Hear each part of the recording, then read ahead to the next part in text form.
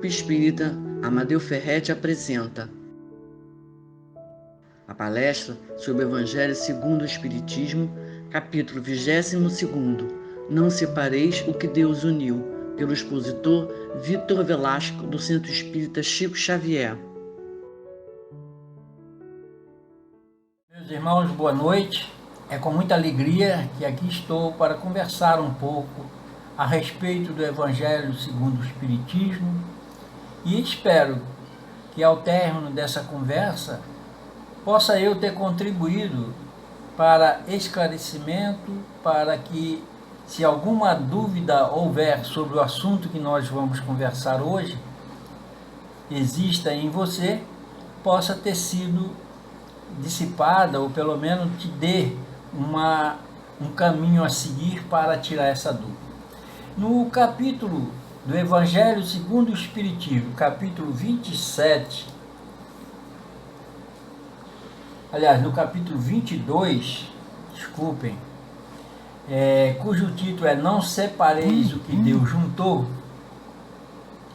nós vamos encontrar uma máxima do Cristo, cujo título é a indissolubilidade do casamento. E eu vou ler no contexto para que a gente não fuja, daquilo que está realmente escrito e para que a gente possa ter uma ideia bem clara e não da nossa colocação própria, que nós possamos falar aquilo que os irmãos mais entendidos, esses espíritos mais superiores, como Kardec e outros, trouxeram para nós. Então, ele diz assim: também os fariseus vieram ter com ele para o tentarem, e lhe disseram: será permitido ao homem despedir sua mulher por qualquer motivo? Ele respondeu: não leste que aquele que criou o homem desde o princípio os criou macho e fêmea, e disse: por esta razão o homem deixará seu pai e sua mãe e se ligará à sua mulher, e não farão os dois senão uma só carne? Assim, já não serão duas, mas uma só carne. Não separe, pois, o homem o que Deus juntou. Mas por que então retrucaram eles? Eles continuaram tentando tirar Jesus do sério, tirar Jesus daquele caminho maravilhoso que ele sempre trilhava. Porque ordenava a Moisés que o marido desse à sua mulher um escrito de separação e a despedisse. Jesus calmamente respondeu: foi por causa da dureza do vosso coração que Moisés permitiu despedisseis vossas mulheres. Mas no começo não foi assim. Por isso eu vos declaro que aquele que despede sua mulher, a não ser em caso de adultério, e desposa outra, comete adultério. E aquele que desposa a mulher que outro despediu, também comete adultério. Está em Mateus capítulo 19, versículo de 3 a 9. Então a gente observa que essa colocação ela é bem ilustrativa do porquê que Kardec trouxe do Evangelho estas máximas para discutir à luz do Espiritismo. Porque quando a gente continua a leitura, a gente vai observar que Kardec diz assim: imutável só o que vem de Deus. Imutável, a única coisa que não muda, que não tem como você mudar, não tem como você botar a seu bel prazer, é o que vem de Deus. Mais tarde a gente vai chegar a uma conclusão melhor do porquê disso. Tudo o que é obra do homem está sujeito a mudanças. Tudo que é obra do homem está sujeito a mudanças. As leis da natureza são as mesmas em todos os tempos e em todos os países. As leis da natureza são idênticas, não tem mudança. O que é aqui no Brasil é na França, onde quer que seja. As leis humanas mudam segundo os tempos, os lugares e o progresso da inteligência. Então olha como é que é diferente. As leis humanas, as leis materiais, as leis que regem a conduta aqui neste orbe material, no plano material, elas são mutáveis de acordo com o adquirir de conhecimento de cada um de nós.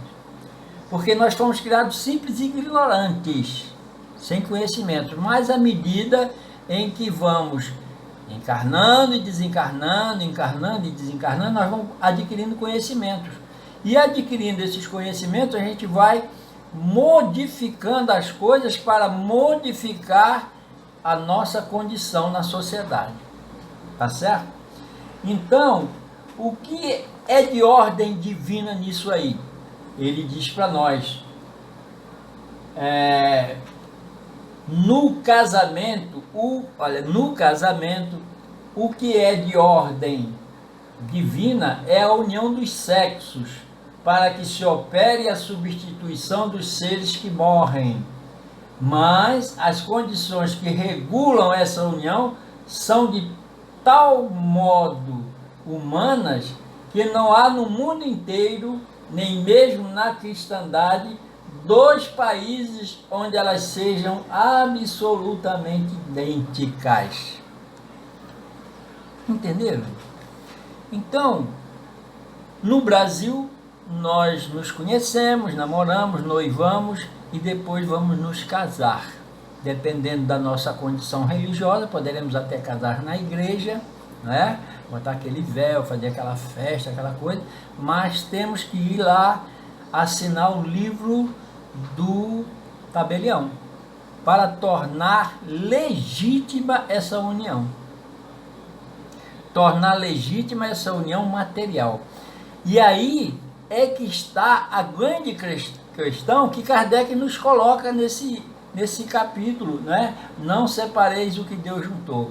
Ué, se não é para separar, por que Moisés mandava dar carta de euforia, né? Carta de libertação, vamos dizer assim. Então, aí é o que nos faz entender o porquê que Kardec traz essas máximas do Evangelho e coloca no Evangelho segundo o Espiritismo. Porque são elas que comprovam com mais veracidade o dogma maior da nossa doutrina, que é a reencarnação. Ah, Vitor, o que tem a ver com o assunto de hoje? Tem tudo a ver. Porque ele não diz lá, não separeis o que Deus juntou? Por que ele teria dito isso? Porque já de antemão ele nos mostrava que o casamento não é uma questão material, simplesmente. Nós temos um plano reencarnatório. Todos nós. Ninguém está aqui por acaso. Todos nós fizemos um planejamento para dar cumprimento à nossa necessidade naquela reencarnação. O que é que eu preciso lá? Ah, tá lá. Então eu preciso me juntar a João, ao Pedro, ao Tiago, a sei lá quem for, porque nós dois precisamos acertar algumas dívidas que contraímos em vidas outras, com fulano, com Beltrano, como filhos. Então há toda uma preparação para que quando aqui chegarmos, tenhamos uma diretriz, tenhamos um planejamento de vida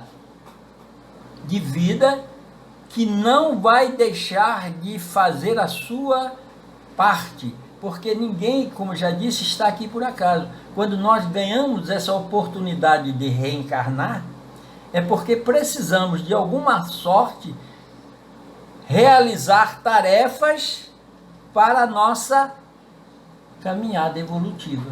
E o casamento, a constituição da família, não fica fora disso. Não fica fora disso. Agora, como é que isso vai ser feito aqui no plano material? É de acordo aonde nós estivermos naquele momento. Eu estou no Brasil, então aqui eu tenho que noivar, eu tenho que casar no civil e no religioso, ou só no civil, que o que torna realmente legítimo é o civil, o religioso é um proforme. Mas, o que implica essa união? Por que essa união? Aí é que está os grandes problemas do nosso entendimento. Porque na grande maioria, não vamos dizer na grande maioria, seria talvez um pouco absurda, mas em muitos casos, no primeiro problema que surge, vem logo a tal da separação. E aí nós esquecemos o que nós planejamos no outro lado. Quando ele diz, não separeis o que Deus juntou, é porque quando nós fazemos a nossa programação de casar com a Maria, e aturar a Maria, e ressarcir com a Maria aquilo que eu estou devendo a ela, ou ela está devendo a mim, esse planejamento, ele é o quê? Consentido por quem? Por Deus. Então ele permite essa união. E aí nós viemos para cá com a permissão de Deus. Ou seja, Deus permite essa união. Ele junta, ele faz fé na nossa união, que é para cumprimento de determinadas situações e que nós precisamos para evoluir. Mas quando nós estamos nos preparando para o casamento é uma coisa, né? A gente toma 2 banhos no dia que vai namorar, né? Bota aquele perfume, né? Eu me lembro, na época era toque de amor, eu tomava um banho de toque de amor, né? Ia lá, chegava lá, estava a madame lá com aqueles cabelos compridos, né? Era uma maravilha. Que coisa gostosa, né? Segunda, na minha época, só se namorava às quartas, sábado e domingo, né? Não é aquele negócio agora o negócio está mais evoluído, né? Então, é uma maravilha, cheirinho para cá, beijinho para lá, que maravilha. Aí vem o tal do casamento, ou seja, a consumação dessa união, né? E aí começamos a nos conhecer verdadeiramente. Começamos a observar não só agora as virtudes, não é? Mas também as deficiências de cada um. Eu não vou suportar isso mesmo.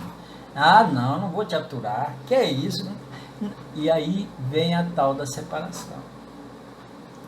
E quando nós fazemos essa separação, nós interrompemos um plano de vida, que mais tarde terá de ser ressarcido. Porque não existe acaso. Ninguém chega aqui e se une por acaso.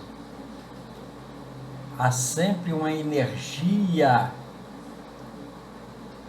em nossa volta que dá esse empurrão, né? Aquela coisa da no primeiro olhar, gostei de você no primeiro olhar, né?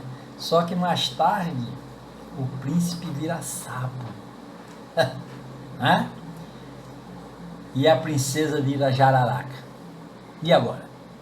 Então, diz ele aqui para nós, nem a lei civil, porém, nem os compromissos que ela faz contraírem podem suprir a lei do amor.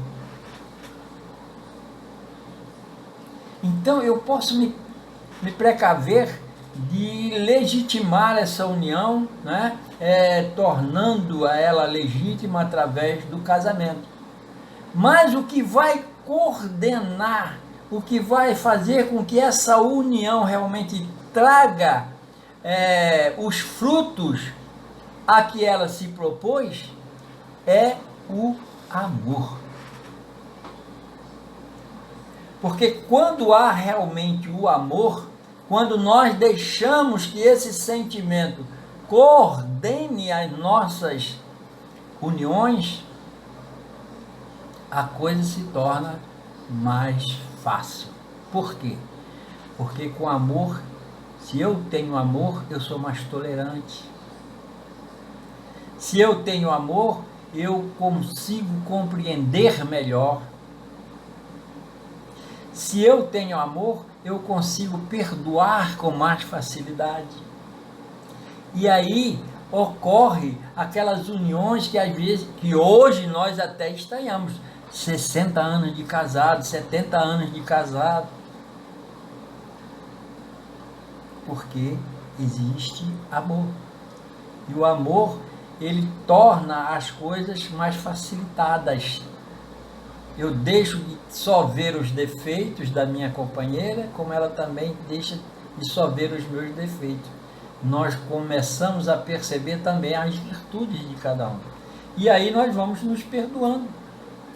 Porque atritos, conflitos, haverá sempre em todos os casamentos. Porque somos espíritos ainda em caminhada evolutiva. Agora, o amor torna tudo isso mais suave, mais tranquilo para cada um de nós. Então, meus irmãos, minhas irmãs, é preciso que a gente entenda que quando Kardec coloca isto nesse livro, o Evangelho segundo o Espiritismo, é para nos mostrar realmente que não só as leis materiais devem ser cumpridas, porque temos que cumprir as leis materiais, mas antes das leis materiais, as leis naturais. E uma das leis naturais é a lei da união, a união dos seres. E essa união, na questão do casamento, ela se torna mais ainda comprometedora diante da nossa caminhada evolutiva, porque são uniões de almas diferentes, mas que precisam agora pensar juntos, contribuir um com o outro para que a jornada, a caminhada seja mais suave. Porque as dificuldades são inerentes ainda às nossas necessidades, não é? Quando a gente lê causas atuais das aflições, né? Causas anteriores das aflições, nesse Evangelho segundo o Espiritismo, a gente aprende isso. Que ninguém sofre por acaso, ninguém passa por dor por acaso, né? André Luiz diz que cada um de nós está colocado no lugar que precisa estar.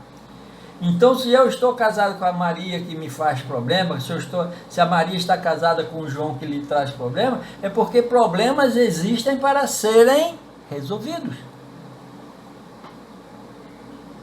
E aí eu pergunto, será que a separação resolve esse problema? Ah, mas se eu não me separo, eu não ia suportar. Porque falta amor. Trabalhe o amor. Trabalhe o amor. Que com o amor essas dores serão mais suaves. Com o amor, esses empecilhos serão mais fáceis de ser transpostos. Então a palavra-chave é amor, não é? Mas na união dos sexos, a par da lei divina material, comum a todos os seres vivos, há uma outra lei divina, imutável como todas as leis de Deus, exclusivamente moral, a lei de amor. Está escrito aqui. É no item 3 do capítulo 22. Está escrito. Mas na união dos sexos, a par da lei divina material, comum a todos os seres vivos, há outra lei divina, imutável, como todas as leis de Deus, exclusivamente moral, a lei do amor. Quis Deus que os seres se unissem não só pelos laços da carne,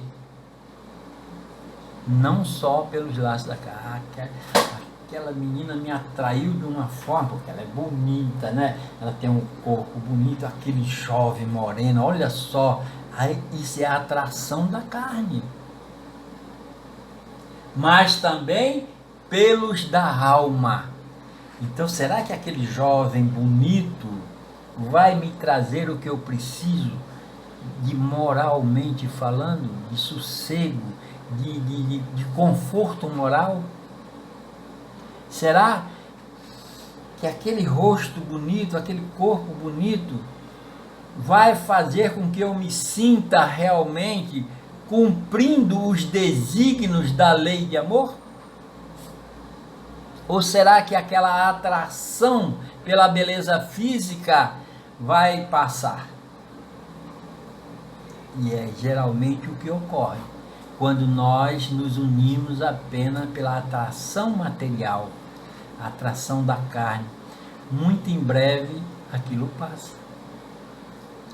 Muito em breve aquilo se torna insuportável. Porque aquela beleza física não vai suprir a minha necessidade da alma, a minha necessidade reencarnatória de ressarcir, de cumprir, de refazer a minha estrada evolutiva. E o casamento, como eu já disse antes, é uma das partes mais importantes da reencarnação para o equilíbrio moral. Aí, nessa união de seres, é que vai se discutir realmente, que vai ser medida, vamos dizer assim, a nossa capacidade de ser melhor, de fazer melhor, de construir melhor. Há uma palavra na Bíblia, se eu não me engano, em Números, não me perdoe se eu estiver falhando com o livro, que a cabeça do velho já não guarda bem essas coisas, mas em que ele diz que a mulher sábia constrói, a mulher tola destrói. E isso cabe também para o homem. O homem sábio constrói, o homem tolo destrói. É o que ocorre em muitos dos nossos matrimônios, dos nossos casamentos. Porque a mulher tola não ajuda a construir, ela ajuda a destruir. O homem tolo não ajuda a construir, ele precipita o fim daquele casamento. Então nós temos que fazer isso. O quê? Uma análise de nós mesmos, do nosso comportamento. Como é que nós estamos nos comportando? Como é que nós estamos carregando, vamos dizer assim, essa cruz? Porque é preciso carregar a cruz. Cada um precisa carregar a sua cruz. E muitas das vezes a minha cruz é a minha companheira. Muitas das vezes a sua cruz é o seu companheiro. E não adianta a gente querer mudar de cruz, porque você vai mudar de cruz, mas vai ficar devendo aquela cruz que ficou para trás. Então, meus irmãos, que Deus nos abençoe. Que a gente possa entender verdadeiramente que parece ser assim uma palavra muito difícil de ser cumprida, mas é bom que não se separe o que Deus juntou. Ou melhor, é bom que quando haja uma união matrimonial, se compreenda que essa união é para o progresso dos dois, na construção do bem, na construção da família, na construção da ideia moral que vai dar para os seus filhos, na construção das personalidades desses espíritos que virão como filhos seus. E que os entraves, os problemas, aquelas picuinhas que ocorrem no casamento não venham a nos atrapalhar no cumprimento dessa tarefa maravilhosa. Que Jesus nos abençoe e que nós possamos entender que é dando que se recebe e é perdoando que somos perdoados. E isso, com certeza, em prática, no nosso cotidiano familiar, fará com que o nosso casamento se estenda por muitos e muitos tempos, cumprindo assim as etapas que foram programadas para a encarnação atual. Muita paz a todos, obrigado pela atenção que vocês...